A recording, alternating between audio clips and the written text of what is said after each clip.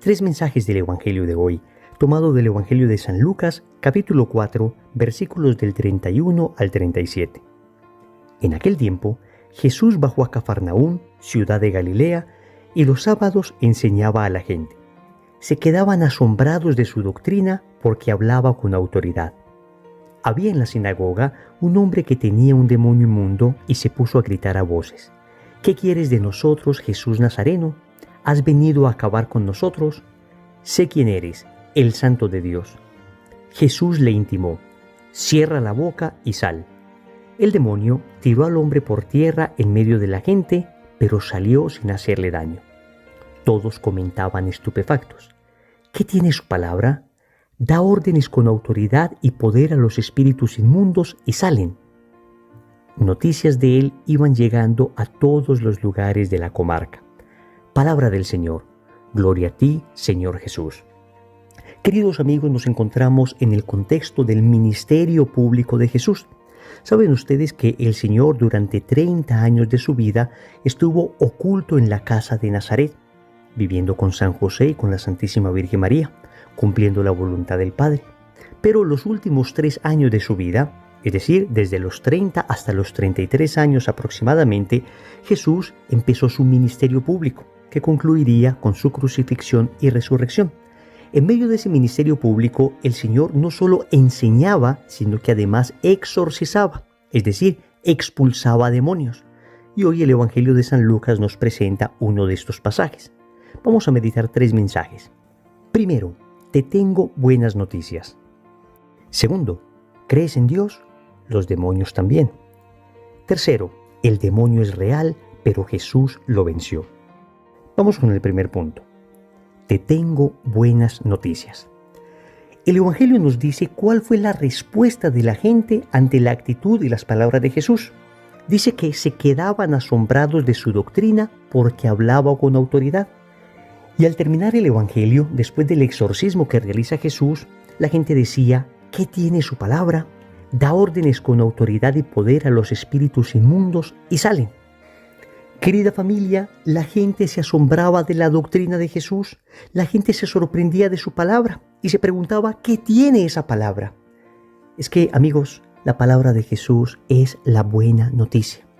De hecho, la palabra evangelio es una palabra griega que significa exactamente eso: buena noticia.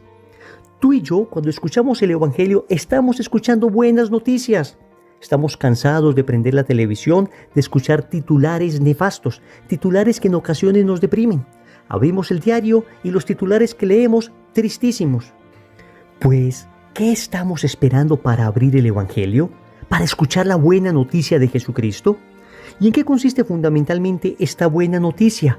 Consiste en que antes éramos esclavos y ahora, gracias a su sangre preciosa derramada en el madero de la cruz, ahora somos libres. Tú y yo somos libres. Antes éramos esclavos de Satanás, ahora somos hijos de Dios por la gracia. Antes no éramos capaces de vencer el pecado. Ahora, gracias al poder del Espíritu Santo, podemos ser liberados definitivamente de esa esclavitud. Y es que esta doctrina de Cristo, esta palabra de Evangelio, es radicalmente distinta a cualquier otra palabra que hombre alguno haya pronunciado. Y la diferencia se encuentra en esto: el que pronunció el Evangelio es Cristo, es Dios encarnado. Todas las otras palabras, por lindas que sean, son palabras humanas. Pero en cambio la palabra de Cristo, que dicen hoy en el Evangelio, tiene autoridad, tiene poder. Y se preguntaban: ¿qué es lo que tiene? Queridos amigos, lo que tiene es que Dios mismo las ha pronunciado. La palabra de Cristo, el Evangelio de Cristo, la doctrina de Cristo es perfecta. Pero además es buena, porque te enseña el camino del bien. Tantas doctrinas, tantas palabras que escuchamos de hombres que nos enseñan el camino del mal. Pienso en aquellos jóvenes que escuchan de otros amigos invitaciones a las drogas, a la promiscuidad sexual, a la fornicación, al adulterio. Pienso en aquellos padres de familia que escuchan doctrinas extrañas, ideologías raras que les llevan a abandonar a su familia o a no dedicarse a la educación de sus hijos. Es buena la doctrina de Cristo porque te enseña a ser bueno, te muestra cuál es el camino hacia el cielo. Es doctrina verdadera porque te protege de la mentira, nosotros somos tan manipulables, las redes sociales, la abundancia de información que tenemos en este momento, que nos cuesta dificultad discernir. Qué lindo, qué maravilloso, qué glorioso tener un escudo como la palabra de Dios que nos enseña qué es la verdad, que nos protege de la manipulación del poder de turno, que nos protege de las ideologías cambiantes de los siglos. La palabra de Dios permanece en el tiempo y por eso cuando vienen ideologías extrañas y contrarias a la fe, a la razón, contrarias a la naturaleza, viene la palabra de Cristo y nos protege. La doctrina de Cristo es bella porque tiene la visión más perfecta, más positiva, más hermosa acerca del hombre, acerca del mundo, acerca de Dios. Si nos alejamos del Evangelio, ¿qué es el hombre entonces? Tal vez un animal movido por sus instintos, o tal vez simplemente un número en medio de las estadísticas del gobierno de turno, del gobierno totalitario de turno, o tal vez simplemente una máquina de trabajo.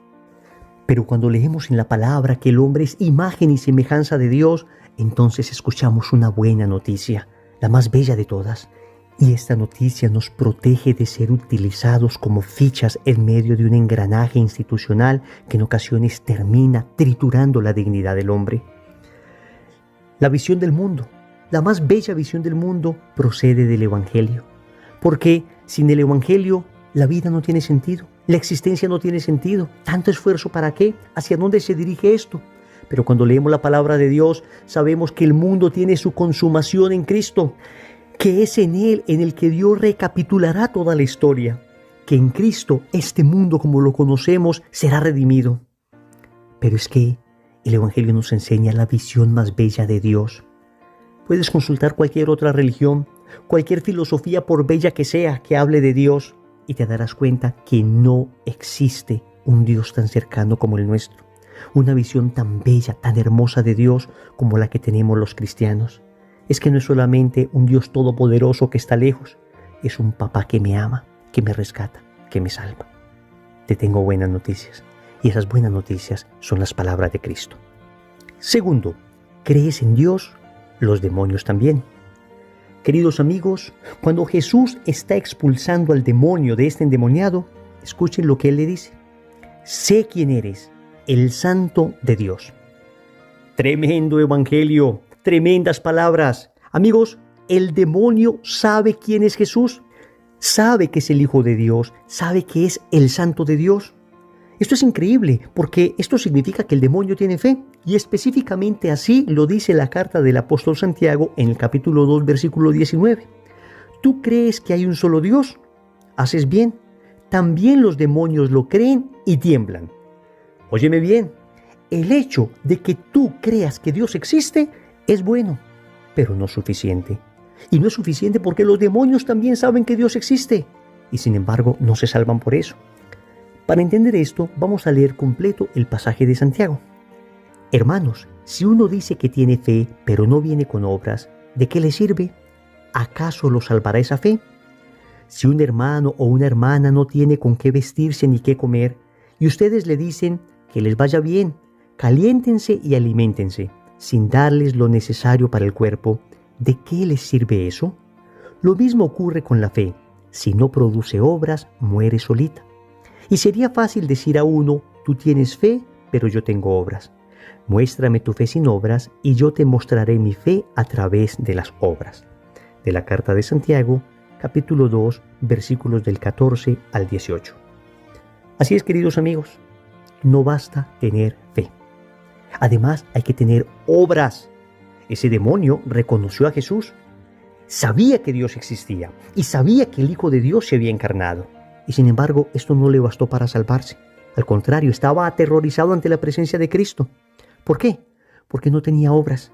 En otras palabras, no había amor, caridad en su corazón. Amor en primer lugar hacia Dios. No amaba a Dios. Al contrario, le temía a Dios. Le tenía al frente y quería salir corriendo ante su presencia. Nuestra fe debe tener amor en la base. Amor y fe juntos. Amor a Dios en primer lugar, pero amor también al prójimo. El demonio estaba atormentando a un hombre. ¿Qué va a tener caridad con ese hombre? Todo lo contrario, lo estaba atormentando porque lo odiaba como criatura de Dios. Si nosotros decimos, creo en Dios, pero no le amo, no amo a mi prójimo, no expreso esta fe con obras, pues más bien nos estamos pareciendo a ese demonio que sabía que existía un Dios y sin embargo ni le amaba a él ni amaba a sus criaturas. Qué tremenda exhortación, qué tremenda evaluación. Hoy podemos decir que muchos de nosotros que decimos tener fe podemos parecernos a ese demonio. Sí, señores, nos estamos comparando con un demonio tristísimo, pero es verdad. Si tú y yo decimos que tenemos fe, pero no mostramos esa fe con obras, con caridad concreta, con ayuda al necesitado, con un amor a Dios por encima de cualquier cosa, si no mostramos esa fe concreta, dando de comer al hambriento, dando de beber al sediento, vistiendo al desnudo, visitando al enfermo, o soportando con paciencia los defectos de los demás, enseñando al que no sabe, dando a Cristo, si no mostramos esa fe con obras de misericordia, queridos amigos, tenemos una fe muerta. Y Santiago, el apóstol, dice que esa fe muerta es parecida a la fe de un demonio. No lo digo yo, lo dice la palabra. Y es una exhortación para ti y para mí. Y todos los días tenemos que evaluarnos y preguntarnos, ¿mi fe está viva o está muerta? Si es una fe viva, es la fe del cristiano. Si es una fe muerta, es la fe de los demonios. Tercero, el demonio es real, pero Jesús lo venció. Dice el Evangelio que Jesús increpó al demonio. Cierra la boca y sal. El demonio tiró al hombre por tierra en medio de la gente, pero salió sin hacerle daño. Querida familia, el demonio es real. El demonio existe. No es simplemente el mal en general. Hay algunas corrientes teológicas que dicen que el demonio es simplemente el mal. No, amigos. El demonio hace el mal, pero el demonio no es simplemente el mal. Pablo VI dirá que el demonio es un ser concreto, un ángel caído, pervertido y pervertidor. Y dice que quien niegue la existencia de Satanás, como aparece en las Sagradas Escrituras y en el Catecismo de la Iglesia Católica, se sale de la enseñanza de la Iglesia. No podría llamarse católico. Lo que pasa es que, desafortunadamente, en alguna época se llegó a acentuar tanto la acción del demonio que pareciera que el demonio fuera más fuerte que Cristo. Y entonces, desafortunadamente, por esa ley pendular a la que nos sometió el pecado original, que nos cuesta dificultad de encontrar equilibrio, como en alguna época se acentuó demasiado la fuerza del demonio, pues hemos pasado al extremo contrario a minimizarla, negarla y hasta negar su propia existencia. Mantengamos el equilibrio que nos enseña la palabra. Existe, evidentemente. Jesús luchó contra él, evidentemente. Y Jesús lo venció, evidentemente.